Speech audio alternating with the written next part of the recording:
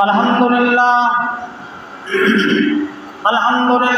نحمده ونستعينه ونستغفره ونؤمن به ونتوكل عليه ونعوذ بالله من شرور أنفسنا ومن سيئات أعمالنا ونعوذ بالله من شرور أنفسنا ومن سيئات أعمالنا ونعوذ بالله من شرور أنفسنا ومن سيئات أعمالنا من يهده الله فلا مضل له ومن يضلله فلا هادي له ونشهد أن لا إله إلا الله وحده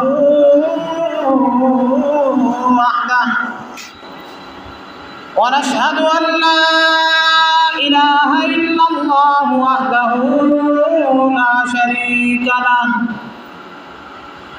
لا شريك له ولا فريق له ولا نظير له ولا مثل له ولا مثال له ونشهد أن سيدنا وسندنا وحبيبنا وحبيب ربنا وطبيبنا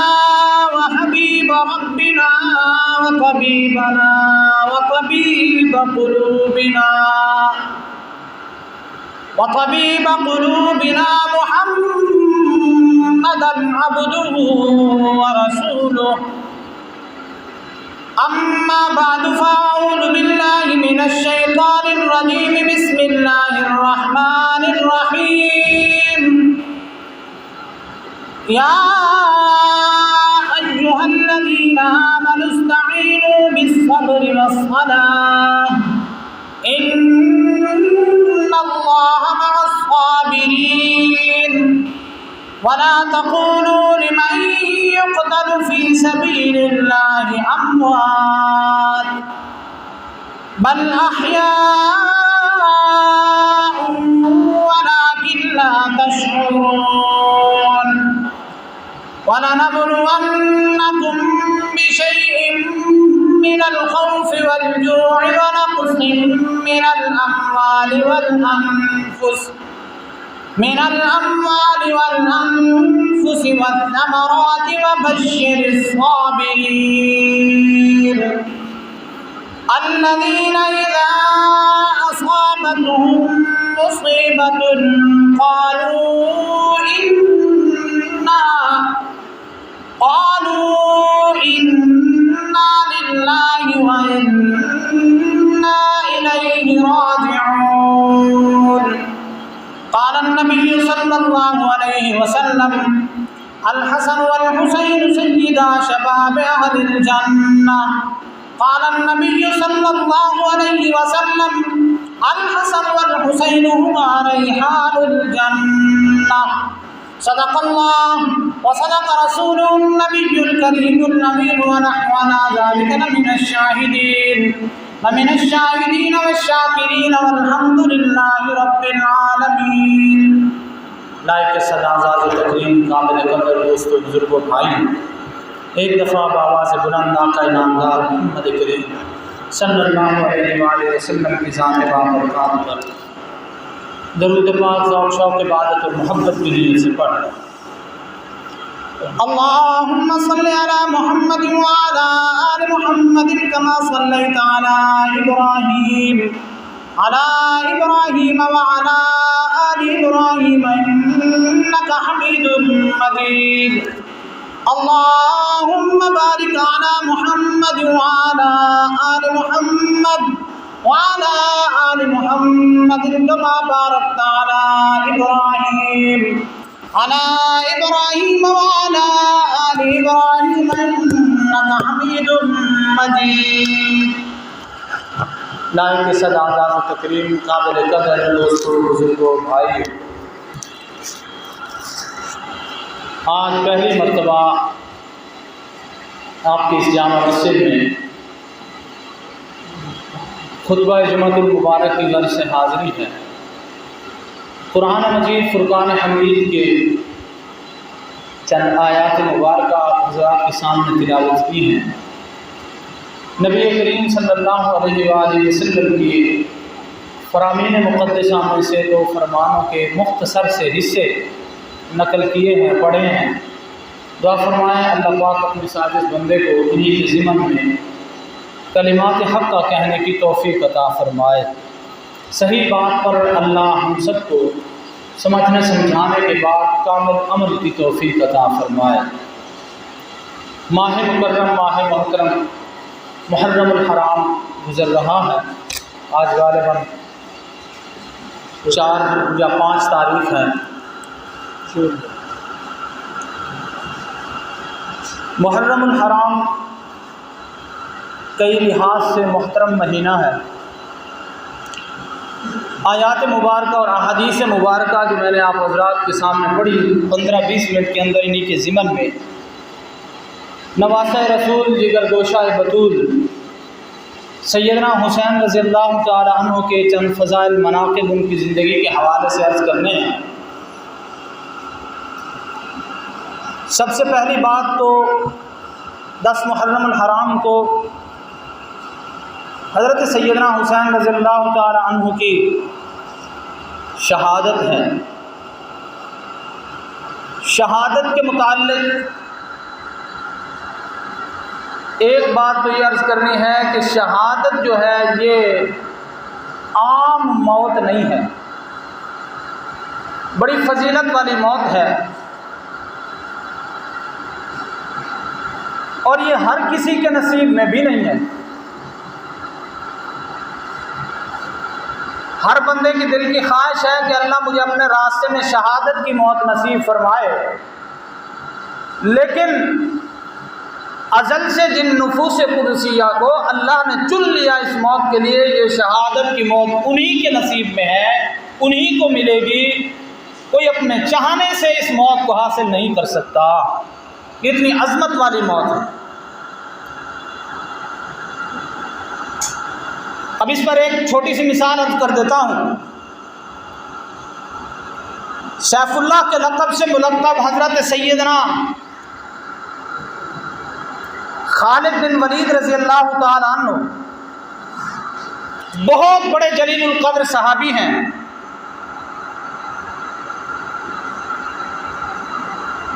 اور اتنے بڑے جلیل القدر صحابی ہیں، روایات میں آتا ہے 126 جنگیں انہوں نے لڑی ہیں، 126 جنگیں، اور ایک جنگ میں بھی شکست نہیں کھائی ہے۔ 126 کی 26 کے یہ فاتح ہیں۔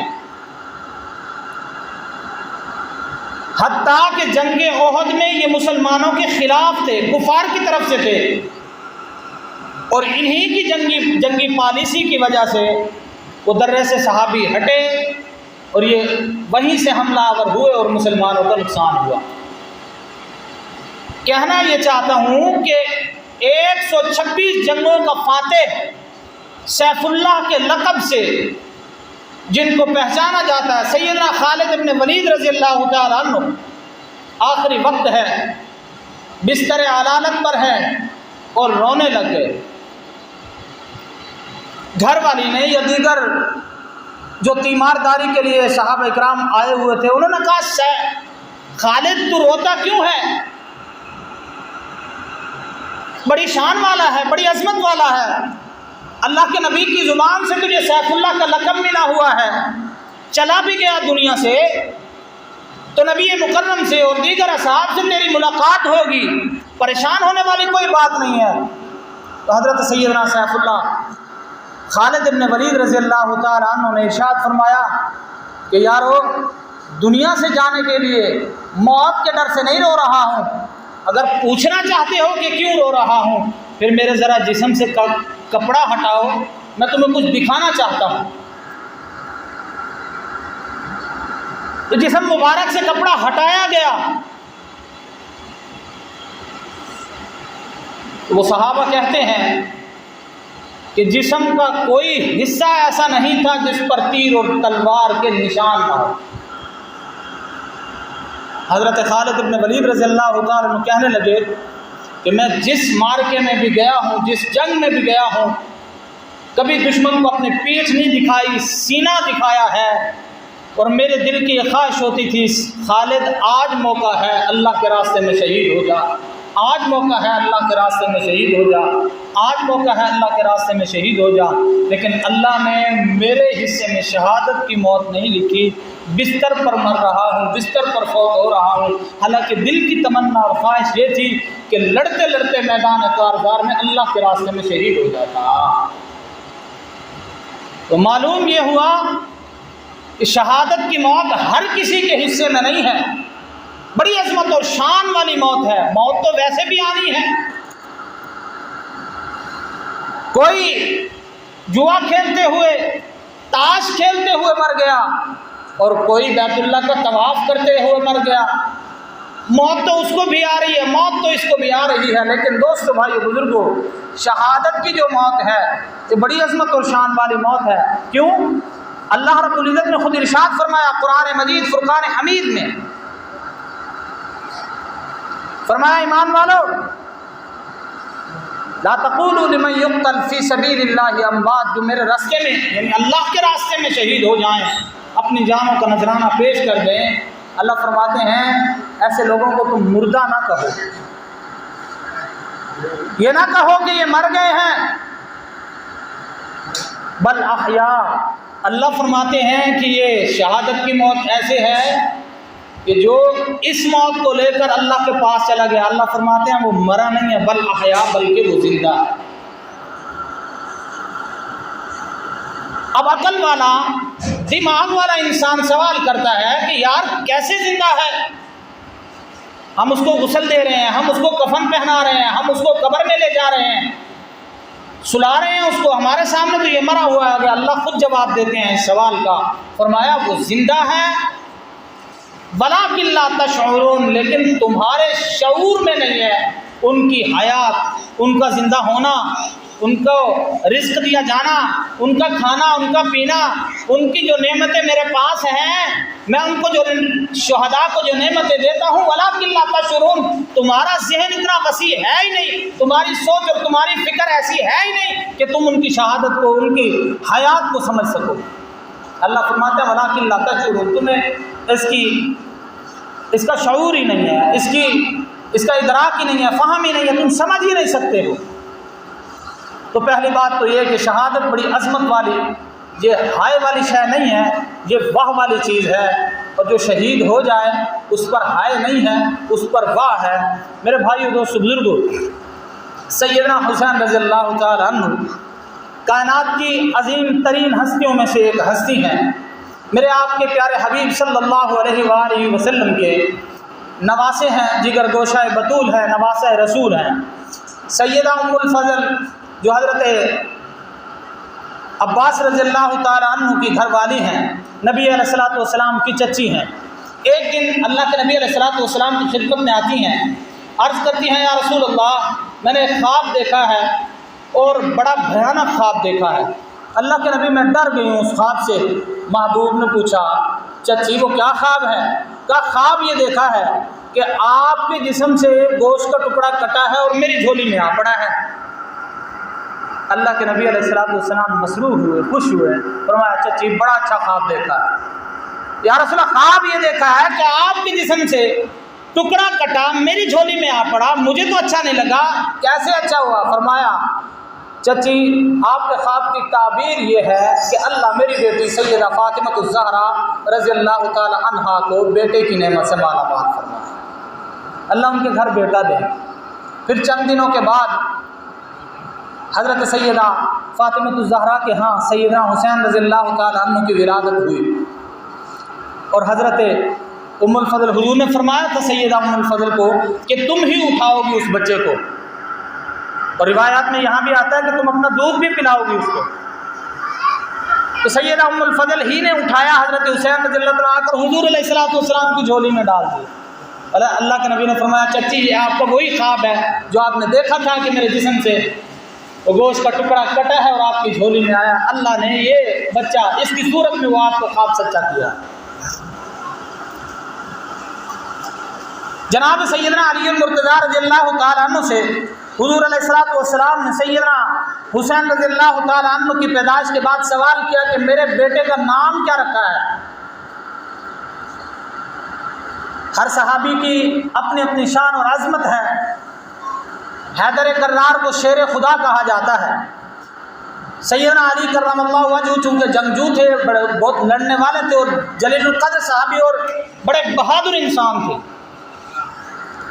جواب دیا یا رسول اللہ اس کا نام حرب رکھا ہے۔ اور اس سے پہلے سیدنا حسن رضی اللہ تعالیٰ عنہ کا نام بھی حضرت سیدنا علی المرتضیٰ رضی اللہ تعالیٰ عنہ نے حرب رکھا تھا، اور حرب کا معنی ہوتا ہے جنگجو، لڑنے والا، لڑاکو۔ میدان جہاد میں اعلاء کلمت اللہ کے لیے اللہ کے راستے میں سینہ سپر ہو کر لڑنے والا، اس کو حرب کہا جاتا ہے۔ نبی کریم صلی اللہ علیہ وآلہ وسلم نے فرمایا نہیں، میرے بیٹے کا نام حسین ہے۔ اور ادھر حضرت حسن کا نام بھی حرب رکھا تھا، اللہ کے نبی نے تبدیل کر دیا، فرمایا میرے بیٹے کا نام حسن ہے۔ اور یہاں اللہ کے نبی علیہ الصلوۃ والسلام نے فرمایا نہیں، علی میرے بیٹے کا نام حسین ہے، حضور نے خود نام رکھا۔ روایات میں آتا ہے اللہ کے نبی علیہ الصلوۃ والسلام نے گھٹی خود لگائی، کانوں میں اذان خود دی۔ اس سے بڑی عظمت اور فضیلت کی بات اور کیا ہو سکتی ہے؟ آپ کے ہاں بچے کی پیدائش ہو تو استاد مکرم مولانا قاری عزیر صاحب بچے کے کان میں اذان دیں، آپ کہتے ہیں جی بڑے نیک آدمی ہیں جی، کان میں اذان دی ہے۔ گھٹی کے لیے کسی بڑے سے بڑے ولی سے، قطب سے، ابدال سے آپ گھٹی لگوا لیں گے، چاچا سے لگوا لیں گے، تایا سے لگوا لیں گے، مرشد سے لگوا لیں گے۔ میں قربان نہ جاؤں سیدنا حسین رضی اللہ تعالیٰ عنہ کی عظمت اور شان پر کہ گھٹی دینے والے محبوب مصطفیٰ خود ہیں اور کان میں اذان دینے والے آقا خود ہیں۔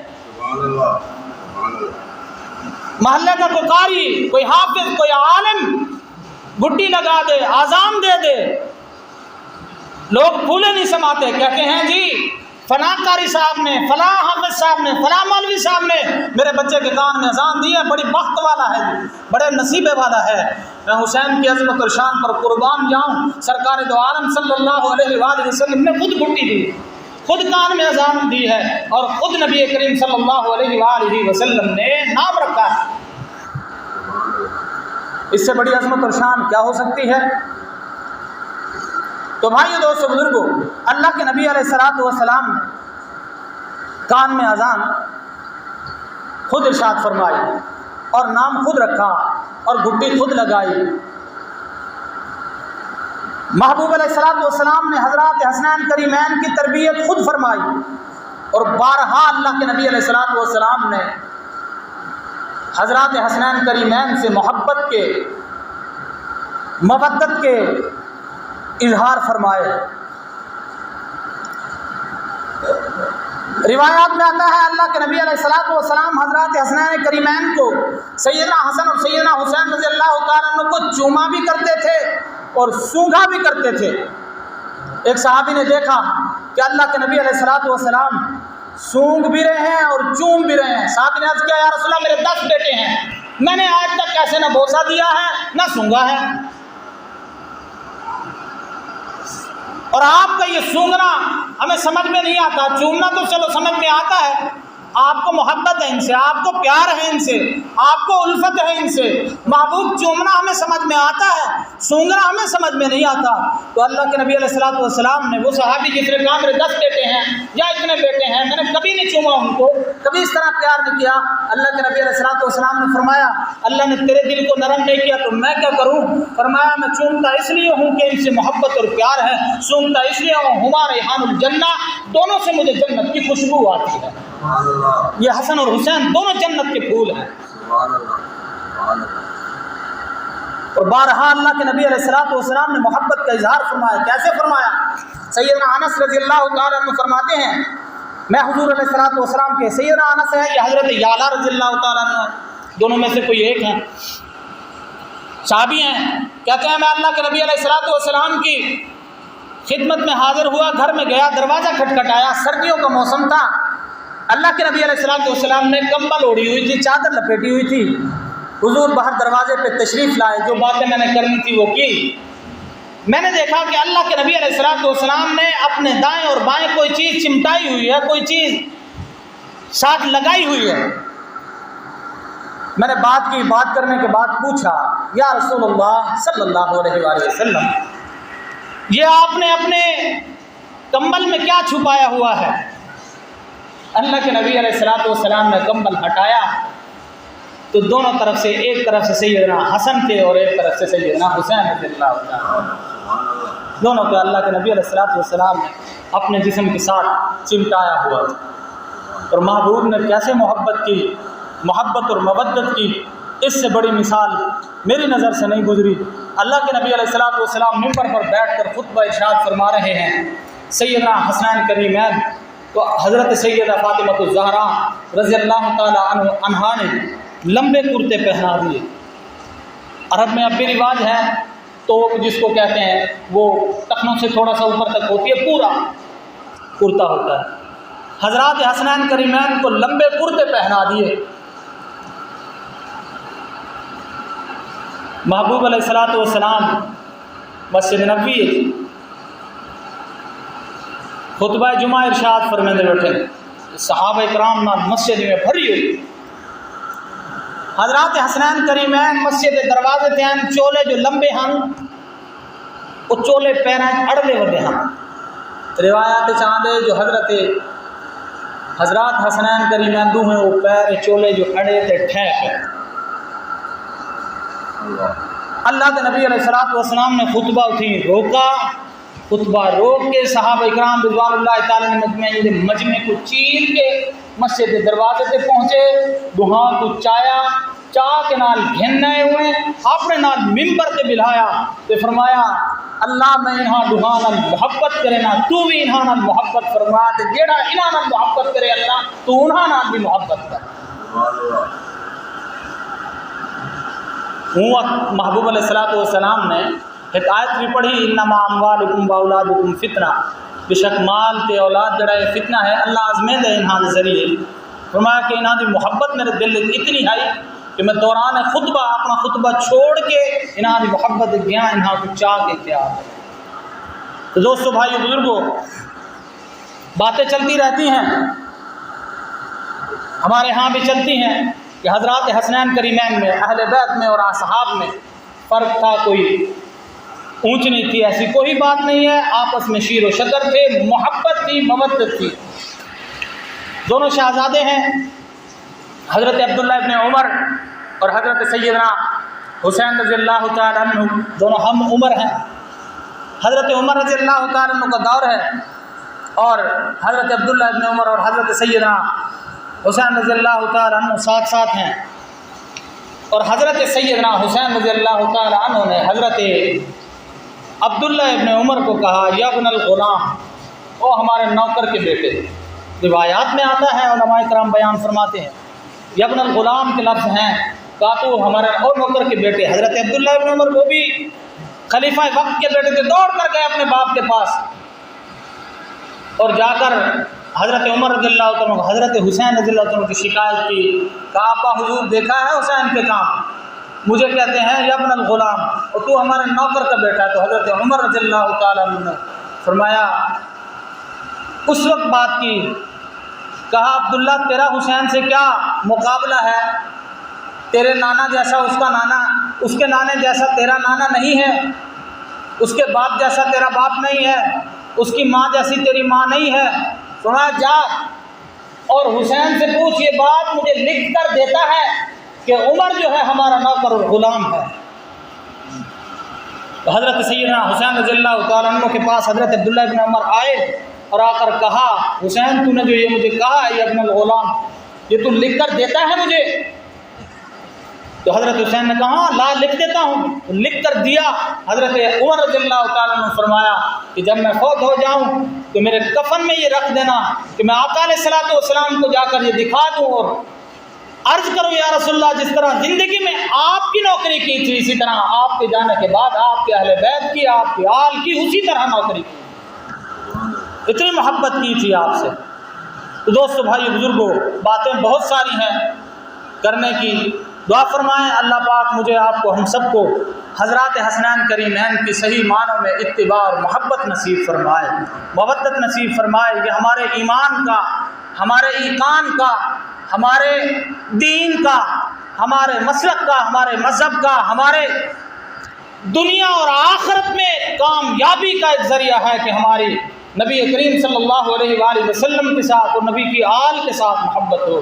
میں آخری بات عرض کر دیتا ہوں، پیغمبر علیہ الصلوۃ والسلام نے جس بات میں فرمایا نا کہ اپنی اولاد کی تربیت کرو، حضور فرما رہے ہیں کہ اپنی اولاد کی تربیت کرو، اپنے آنے والی نسل کی تربیت کرو۔ اس میں حضور نے 3 چیزیں فرمائی ہیں، بس یہی بات عرض کر کے بات ختم کرتا ہوں۔ فرمایا سب سے پہلے اپنی اولاد کو حب نبیکم، اپنے نبی کی محبت سکھاؤ۔ سب سے پہلی بات اپنی اولاد کو جو سکھاؤ، وہ سب سے افضل جو چیز ہے وہ سکھاؤ اپنے نبی سے محبت کرنا۔ محبت ہوگی تو پھر اطاعت ہوگی۔ اور دوسرے نمبر پر پیغمبر علیہ الصلوۃ والسلام نے ارشاد فرمایا وحب اہل بیت ہی، دوسرے نمبر پر جو اپنی میں یہ آکھا کہ اپنی نسلاں دی، اپنے بالیں دی گھٹیت شامل کرو۔ سب تو پہلی گال اپنے نبی دی محبت شامل کرو، دوسری گال ہے وحب اہل بیت ہی، نبی دی آل دی محبت، اپنے نبی دی گھٹی، اپنے بالیں دی گھٹیت شامل کرو۔ اور فرمایا وقراءۃ القرآن، اور تیسری گال میرے محبوب نے فرمایا کہ اپنی نسلیں کو قرآن دی تلاوت دا عادی بناؤ۔ یہ 3 چیزاں اپنے بالیں دی گھٹیت شامل کرو، انہاں کو 3 چیزاں سکھاؤ، انہاں کو 3 چیزاں پڑھاؤ۔ دوستو بھائی بزرگو، یہ 3 چیزاں کامیابی دی دلیل ہے۔ حب نبیکم وحب اہل بیت ہی وقراءۃ القرآن، کہ نبی دی محبت سکھاؤ، اہل بیت دی محبت سکھاؤ، تے قرآن دی تلاوت سکھاؤ۔ اللہ پاک میں کو صحیح معنی سمجھن دی توفیق عطا فرماوے، عمل دی توفیق عطا فرماوے۔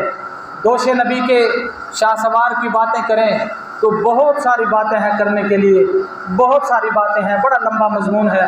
میں مولانا جلال قاسمی رحمۃ اللہ علیہ کی تقریر سن رہا تھا، فرما رہے تھے کہ سب سے آسان موضوع 30 سال ہو گئے ہیں مجھے فیصل آباد میں جمعہ پڑھاتے ہوئے، پنجابی زبان کے بہت بڑے خطیب گزرے ہیں۔ دارالعلوم میں انڈیا میں تقریر کی تھی تو علماء نے، دارالعلوم کے علماء نے کہا تھا کہ ہر خطیب خطابت پہ ناز کرتا ہے اور خطابت جلال قاسمی پہ ناز کرتی ہے۔ اتنے بڑے عالم تھے، بہت بڑے تھے، اور فرمایا 30 سال سے مسلسل فیصل آباد میں جمعہ پڑھا رہا ہوں، اور مجھے سب سے آسان موضوع بھی شہادت حسین لگتا ہے، اور سب سے مشکل موضوع بھی یہی شہادت حسین لگتا ہے۔ اور حضرت امیر شریعت سید عطا اللہ شاہ بخاری رحمۃ اللہ علیہ کے بارے میں سنا ہے، میں نے پڑھا نہیں ہے، علماء کو بارہا بیان کرتے ہوئے سنا ہے۔ فرماتے تھے شہادت حسین بیان نہیں کرتے تھے۔ کسی نے پوچھا شاہ جی آپ کیوں نہیں بیان کرتے؟ فرمایا میرے خاندان پر جو کربلا میں گزری ہے، اگر میں بیان کروں اس کو اندیشہ ہے کہ میرا جگر پھٹ جائے گا اس سے، ان واقعات سے، ان کارزار، اس میدان کارزار کی کارگزاریاں بیان کرنے سے میرا دل گردہ جو ہے وہ برداشت نہیں کر سکے گا کہ میں ان واقعات کو بیان کروں۔ اللہ پاک مجھے آپ کو صحیح معنوں میں سمجھ کر عمل کرنے کی توفیق عطا فرمائے۔ وآخر دعوانا الحمدللہ۔